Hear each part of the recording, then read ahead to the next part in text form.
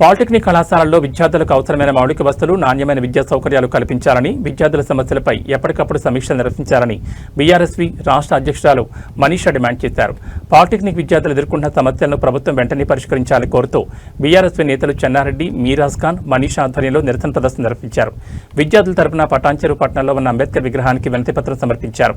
విద్యార్థుల విద్యాభివృద్ధికి ప్రభుత్వం అమలు చేస్తున్న పథకాలను సమర్థవంతంగా అమలు చేయడంతో పాటు ప్రతిభావంతులైన విద్యార్థులకు ప్రోత్సాహం అందించాలని బీఆర్ఎస్వి నేతలు కోరారు. పరీక్షలు, పుస్తకాలు, సర్టిఫికెట్లు, భవిష్యత్ ఉపాధి అవకాశాలకు సంబంధించి విద్యార్థులు ఆర్థిక ఇబ్బందులు ఎదుర్కోకుండా చర్యలు తీసుకోవాలని కోరారు. అలాగే పాలిటెక్నిక్ విద్యను మరింత బలోపేతం చేసేందుకు అవసరమైన చర్యలు చేపట్టాలని, తమ వినతిని సంబంధిత జిల్లా, రాష్ట్ర స్థాయి అధికారుల దృష్టికి తీసుకెళ్లాలని కోరారు. విద్యార్థుల సమస్యల పరిష్కారానికి అధికారులతో ప్రత్యేక సమావేశం ఏర్పాటు చేయాలని విజ్ఞప్తి చేశారు. శక్తి వద్దు, పాలిటెక్నిక్ ముద్దు, మన పాలిటెక్నిక్ మన హక్కు, మన సాంకేతిక విద్య మన భవిష్యత్ అనే నినాదాలతో విద్యార్థులు తమ డిమాండ్లను వెల్లడించారు. పాలిటెక్నిక్ విద్యార్థుల భవిష్యత్తును దృష్టిలో ఉంచుకుని తమ డిమాండ్లను ప్రభుత్వం సానుకూలంగా పరిశీలించి పరిష్కరించాలని విద్యార్థులు కోరారు. ఈరోజు జీవో నంబర్ 97 రద్దు చేయాలని విద్యార్థులు పెద్ద ఎత్తున పాల్గొని వాళ్ళ జీవితాలతో చెలగాటమాడుతున్న రేవంత్ రెడ్డి గారు ఏ సంఘాల నాయకుల అభిప్రాయం తీసుకొని ఇవాళ మీ నిర్ణయం తీసుకున్నారు.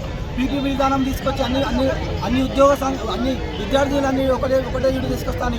ప్రైవేట్ పబ్లిక్ ఫ్రెండ్షిప్ అని ఒక కొత్తది తీసుకొచ్చి ఈరోజు విద్యార్థులని వాళ్ళు ఎక్కడైనా సరే చదువుకున్న పిల్లలు పైకి పోవాలని కోరుకుంటారు, కానీ ఇవాళ కిందికి రావాలని కోరుకుంటారా? ఇవాళ పాలిటెక్ చేసిన తర్వాత రేపు మా బీటెక్ చేసుకొని భవిష్యత్తు రేపు పొద్దున మెరిట్ కావాలని కోరుకుంటారు, కానీ ఇవాళ కిందికి డిప్లొమా నుంచి కిందికి ఐటీఐకు తీసుకురావడానికి రేవంత్ రెడ్డి నియంతో పోవడం ఇవాళకి తెలియజేస్తా ఉన్నాం. ఇవాళ విద్యార్థి నాయకులు ఇంజనీరింగ్ మరియు డిప్లొమా విద్యార్థుల మీద చాలా పగబట్టినట్టు చూసుకుంటే మొన్నటికి మొన్న ఇంజనీరింగ్ స్టూడెంట్స్ ఎంత కష్టపడి చదివి ఈ రాష్ట్రం కోసం పనిచేస్తున్న వాళ్ళని క్రిమినల్ వేస్ట్ అన్నాడు. మళ్ళీ ఈరోజు చూసుకుంటే డిప్లొమా విద్యార్థుల జీవితాలతో ఆడుకుంటున్నాడు. నీకు ఏం అధికారం ఉంది మా మీద ఇట్లా ప్రవర్తించడానికి అని చెప్పేసి నేను అడుగుతా ఉన్నా. అండ్ ఇంకా చూసుకుంటే ఇప్పుడు ఈ శక్తి స్కీమ్ వల్ల డిప్లొమా స్టూడెంట్స్కి ఏజ్ కూడా లైక్ ఒక ఇయర్ అనేది వేస్ట్ అవ్వడానికి వస్తుంది.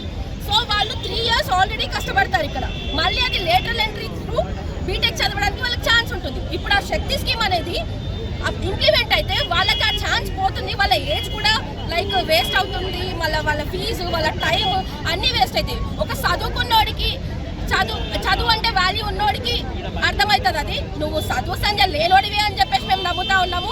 అండ్ నువ్వు చదువు సంధ్య లేనోడివి కాబట్టి మా జీవితాలతో ఇట్లా ఆడుకుంటున్నావు.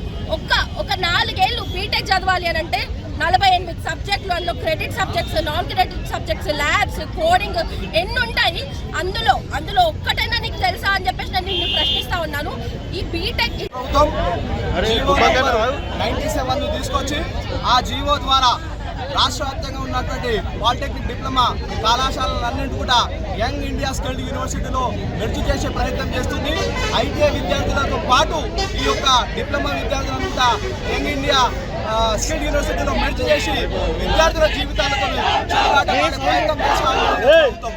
ఈరోజు మేము ఒకటే చెప్తా ఉన్నాం, ఈరోజు డిప్లొమా చేసే విద్యార్థి ఎవరైనా సరే 3 సంవత్సరాలు కంప్లీట్ అయిన తర్వాత లాటరల్ ఎంట్రీ ద్వారా బీటెక్లో జాయిన్ అయ్యి మరి తను ఇంజనీర్గా మారే అవకాశం ఉంటుంది. కానీ మీరు తీసుకొచ్చిన 97 జీవో ద్వారా వాళ్ళు బీటెక్ చేసే అవకాశాన్ని కోల్పోతారు.